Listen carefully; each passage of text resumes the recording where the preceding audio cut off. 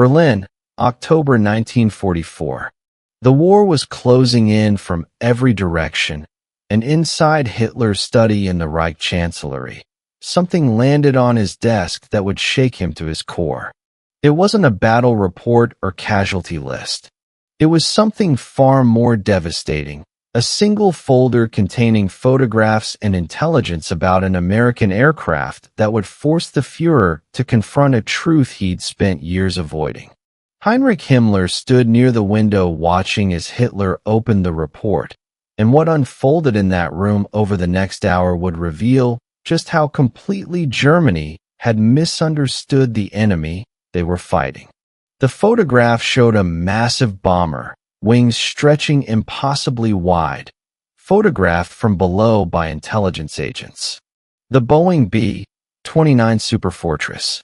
Even the name carried a kind of industrial confidence that must have felt like a slap in the face. Hitler's first reaction was pure denial. He looked at the specifications, the range, the payload, the altitude capabilities, and he simply refused to believe it. "This cannot be accurate," he said flatly. "These numbers, they're propaganda, American exaggeration." But Himmler had to tell him the truth. The intelligence had been verified through multiple sources, contacts in Switzerland, intercepted communications, reports from agents in Sweden. The aircraft was real, and its capabilities were genuine. Think about what those specifications meant. A bomber that could fly 5,000 kilometers, carry 9,000 kilograms of bombs, operate at 11,000 meters altitude, all while the crew sat in a pressurized cabin wearing shirt sleeves. Meanwhile, German pilots were freezing in unpressurized cockpits, struggling to breathe at high altitudes, manually operating gun positions while the Americans had remote-controlled turrets with computer-aided fire control. Hitler read through the report, and you can almost feel the moment when reality started to crack through his ideology. "The Americans," he said, "have built a bomber that makes everything we have achieved look like children's toys. This is not possible in the time they claim." But it was possible, and the explanation was actually quite simple. It just wasn't one Hitler wanted to hear. 3 years earlier, in September 1942, the first B-29 had lifted off from Boeing's factory in Seattle. The aircraft had been born from a specification the U.S. Army Air Corps issued in 1940, before America had even entered the war. They wanted a bomber that could carry a ton of bombs for 8,000 kilometers, a weapon that could strike anywhere and return home. Boeing's engineers delivered something that completely redefined what a bomber could be. The B-29 wasn't just bigger than previous aircraft. It represented a fundamental leap in technology.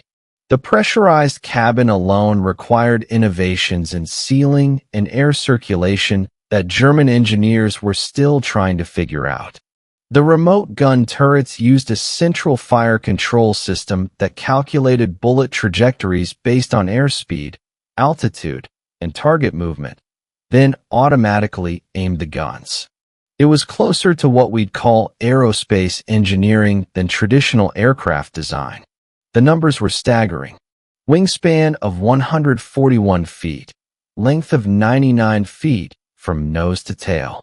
4 massive Wright engines, each producing over 2,000 horsepower, driving 13-foot propellers.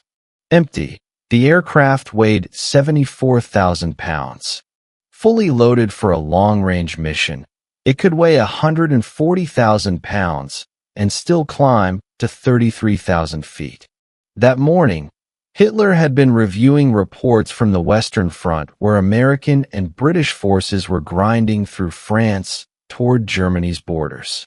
The strategic bombing campaign had grown from pinprick raids in 1942 into a systematic dismantling of German industrial capacity. Cities that once hummed with war production now smoldered. The Ruhr, Germany's industrial heartland, operated at a fraction of its capacity. Oil refineries burned, ball-bearing factories lay in ruins. Transportation networks fractured under repeated strikes. And now this, an aircraft that made the B-17 flying fortress look modest. Where are they deploying it? Hitler asked, his voice controlled, but you could hear the edge in it. The Pacific Theater, Himmler answered, against Japan, from bases in China and the Mariana Islands, conducting raids on the Japanese home islands from distances we considered impossible. Hitler's face remained still, but something shifted behind his eyes. They are not using it against us, he said. Not yet. And Himmler had to deliver the gut punch. The assessment suggests they don't need to. The B-17 and B-24 are sufficient for the European theater. The B-29 is reserved for the Pacific where the distances are greater. Think about what that meant. The Americans had built a superweapon and didn't even need to use it against Germany. The implication hung in the air like smoke. Germany wasn't worth the deployment of America's best bomber. The existing aircraft were doing the job just fine. Hitler walked to the window and asked the question that must have been eating at him. How many have they built? The answer was devastating. Estimates suggested production of several hundred per month. By war's end, possibly several thousand. Several hundred per month. Germany's entire bomber production for 1944 would barely reach 3,000 aircraft of all types. The Americans were building hundreds of just this one model every month, while simultaneously producing fighters, transports, and maintaining massive B-17 and B-24 production lines. Hitler asked about Germany's own long-range bomber project, the Messerschmitt Me 264 designed to strike New York from bases in France. It remained a prototype, a dream on paper, while the Americans flew actual aircraft on actual missions across actual oceans. Himmler's silence answered everything. What Hitler said next revealed just how deep his miscalculation about America had been. I was told their industrial capacity was overrated, he said, that their society was too soft, too divided, too corrupted by democracy to sustain a real war effort. I was told they could not match German engineering and discipline. He picked up the folder again, staring at the photograph as if the intensity of his gaze could unmake it. This aircraft proves we were told lies, or we believed what we wanted to believe. The B-29's development had cost $3 billion, making it the most expensive weapons program of the war, surpassing even the Manhattan Project in its early stages. The Americans had built factories to build the factories that built the bomber. New plants in Wichita, Renton, Marietta, and Omaha, each employing tens of thousands of workers. The production system itself was an innovation, with subassemblies manufactured across the country and shipped to final assembly plants that operated like clockwork. Boeing had essentially invented modern aerospace manufacturing to build this aircraft. Every aspect was tested to destruction. Wind tunnels tested every surface.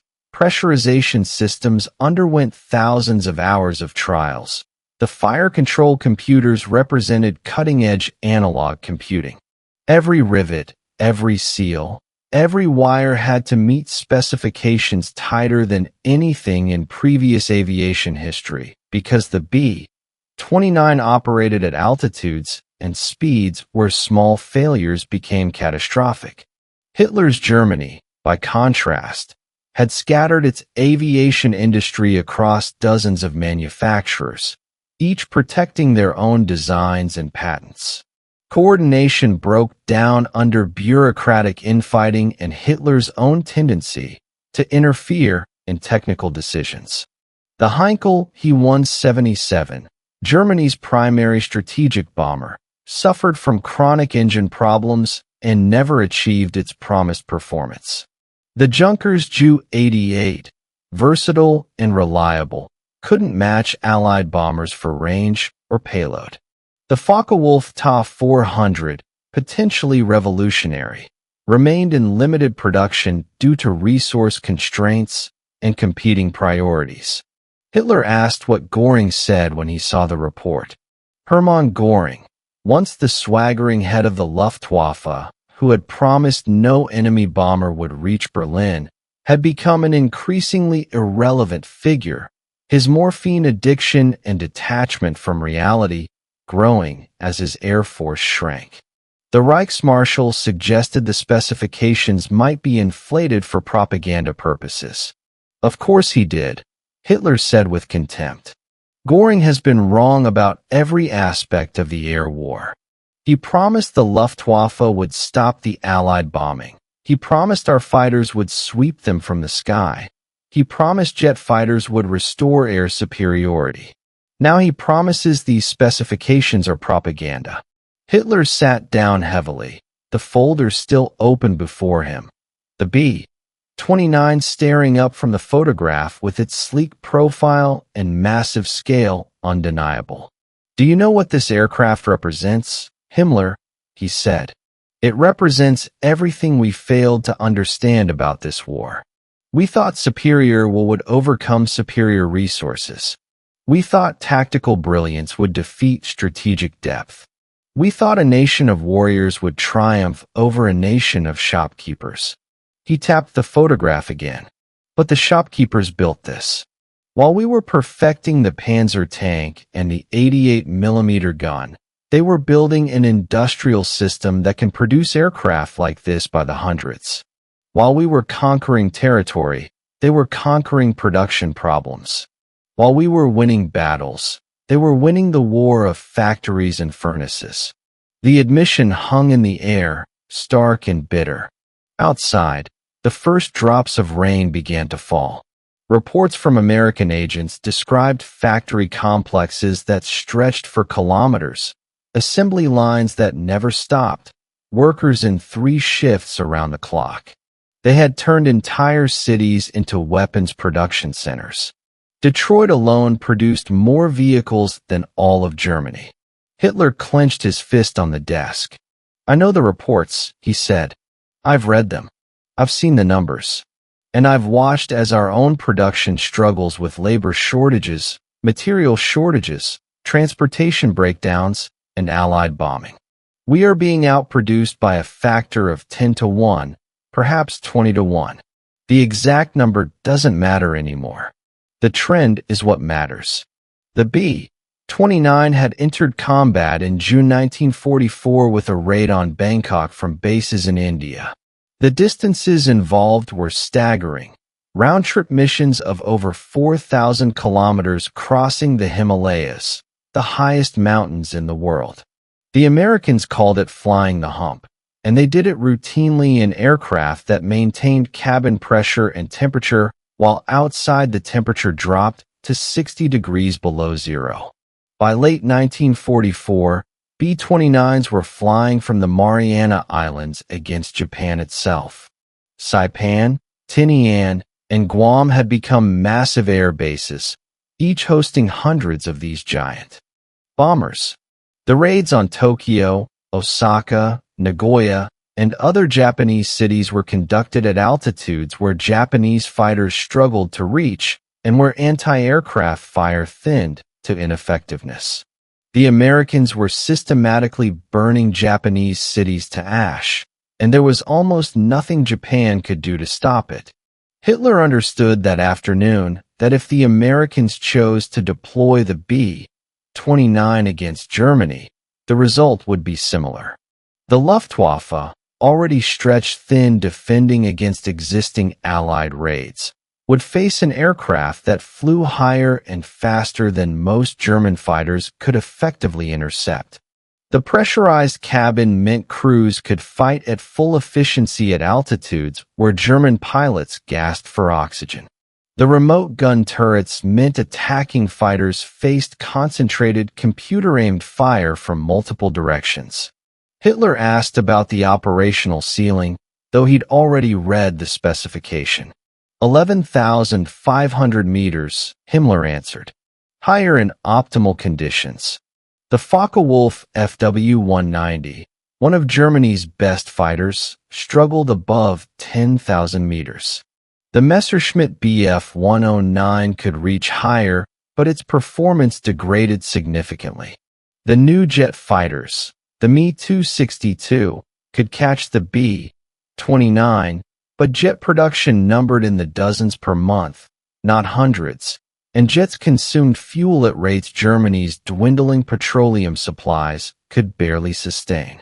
"I want to know," Hitler said, his voice taking on that edge that preceded decisions, "why we could not build something like this. I want a full report on what prevented German industry from matching this achievement. Not excuses, not blame, analysis. What did they do that we could not do?" Himmler nodded, though both men knew the answer wouldn't change anything. The reasons were systemic and deep. Germany's industrial base, while advanced, was smaller than America's. The Allied bombing campaign had disrupted production networks. Resource shortages, particularly in strategic materials like aluminum and high-grade steel, limited what could be built. The Nazi system's inefficiencies, with multiple agencies competing for resources and Hitler's own interference in technical matters, had prevented the kind of focused, sustained development effort that produced the B-29. But beyond those practical factors lay something more fundamental. America's industrial culture emphasized standardization, mass production, and continuous improvement. Henry Ford's assembly line principles had spread throughout American manufacturing. The country had spent decades perfecting the art of making things in quantity without sacrificing quality. Germany's industrial tradition emphasized craftsmanship and precision, but often at the expense of production volume. German tanks were often superior in individual combat to American tanks, but America produced 5 Shermans for every Panther Germany built. The B-29 embodied this difference. It was an engineering marvel, but it was also a production miracle. Boeing had designed it for mass manufacture. Parts were standardized, assembly processes were optimized, workers were trained systematically. The entire system was designed to build not one perfect bomber, but thousands of very good bombers quickly and reliably. Hitler paced the room now. That energy that had once driven him to dominate Europe seeking an outlet in the confined space of his study. "They will use this against us eventually," he said. "If the war continues, they will bring these aircraft to Europe. They will fly from England or France, and they will strike our cities with impunity. Our fighters won't stop them. Our anti-aircraft guns won't reach them. Our people will watch them pass overhead like gods, untouchable." The image seemed to crystallize something in his mind. The Führer who had promised to make Germany invincible, who had sworn no enemy would violate German airspace with impunity, faced the reality of an enemy weapon he couldn't counter. "This is what defeat looks like," he said quietly. "Not losing a battle, not retreating from a city. This, an enemy aircraft we cannot match, cannot stop, cannot even adequately defend against. An aircraft that represents an industrial and technological superiority so complete that our best efforts seem medieval by comparison." Hitler returned to his desk one more time, closing the folder with the B-29 photograph. "We will continue fighting," he said, his voice firmer now, the momentary vulnerability buried under will. "We will develop new weapons, the V-2 rockets, the jet fighters, new tanks. We will make them pay for every kilometer of German soil. But I am not blind, Himmler. I see what this aircraft means. I see what it represents." He looked up, meeting Himmler's eyes. "The Americans have won the war of production. They won it before we even realized it was the decisive battlefield. They won it in their factories in Detroit and Seattle and everywhere else.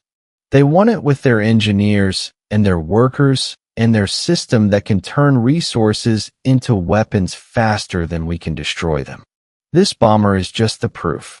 The rain fell harder now, drumming against the windows, and in that sound Hitler heard the approach of something inevitable.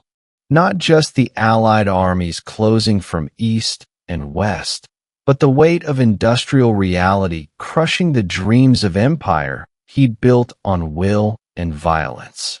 The B-29 superfortress flying somewhere over the Pacific at that very moment represented a future where Germany's place was not as conqueror, but as conquered, not as master race, but as defeated nation. What Hitler said when he first encountered the B-29, according to the fragments of testimony and documentation that survived, was essentially this. He recognized that Germany had lost the war of technology and production, that American industrial might had created weapons Germany couldn't match, and that all the will and ideology in the world couldn't overcome the simple mathematics of production capacity. He said it with anger, with bitterness, with a kind of stunned recognition that the worldview he'd built his movement upon had missed something fundamental about modern warfare.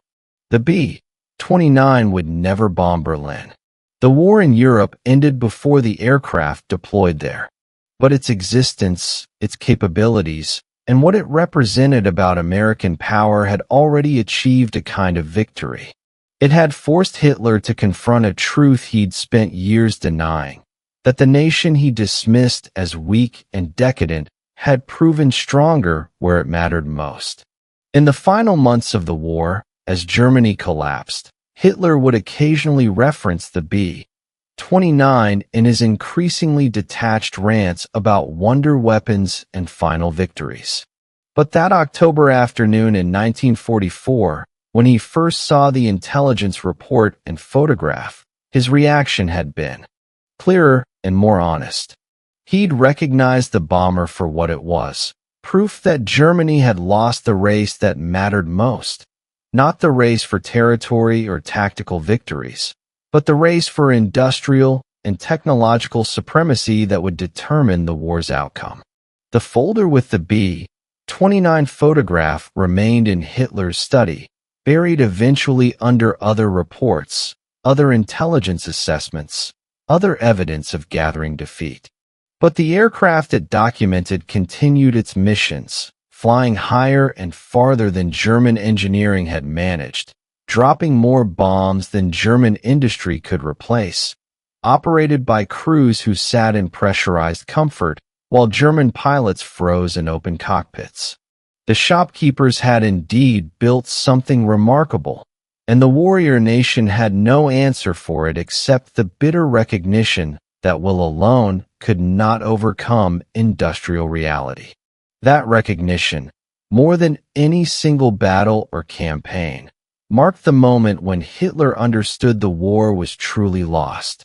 The B-29 had delivered its most devastating payload without ever flying over Germany, the psychological bomb of undeniable American superiority in the realm that ultimately decided modern wars.